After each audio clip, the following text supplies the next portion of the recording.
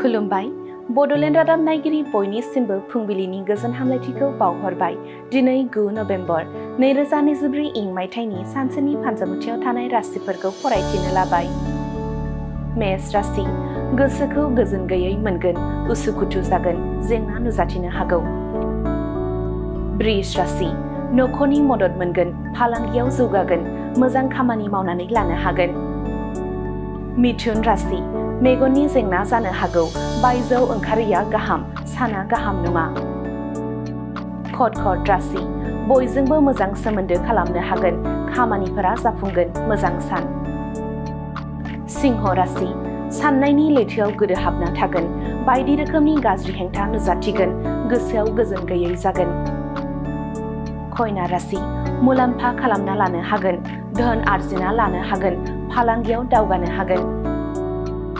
तुला राशि, साना जेथो गोनां जागोन, सुबुंफोरजों सोंखारि जागोन, नंखाय दायाव बदनाम मोननो हागौ। वृश्चिक राशि, फैमालनि सान, गोसोआव दुखु मोनगोन, गोसो हमथाना थानो हानांगोन। धनु राशि, देहायारि जोखोम जानो हागौ, खामानिफोराव हाखु दाखु जागोन, सांग्राङै सोलिनांगोन।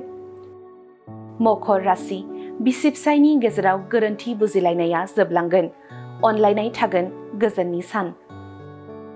कुम्भ राशि, गोदान लोगोजों सिनायथि जागोन, मोजां खामानि मावनो हागोन, मोजां सान। मीन राशि, बिमा बिफाया जिंगा खालामनांगोन, फिसाया दुखु होनो हागौ, जयै बाथ्रा रायज्लायनायनि गेजेरजों जेंनाफोरा जोबस्रांगोन। दिनैनि राशि फरायथिनाया एसेनोसै। बेजों लोगोसेनो दिनैनि साना बुहुमनि साफ्रोमबो सुबुंफोरनि थाखाय गाहाम जाथों, बेनि थाखाय बड'लेण्ड रादाब नखरनि जानानै इसोरनि खाथियाव आरज गाबनाय थाबाय। गोजोन्थों।